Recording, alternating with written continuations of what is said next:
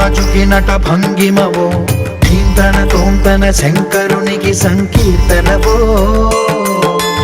ఈశ్వరుడే అనునిత్యం తనలో తలచుకునే ఓంకారమువో, శివ హృదయం కరిగించే ఆ పంచాక్షరివో.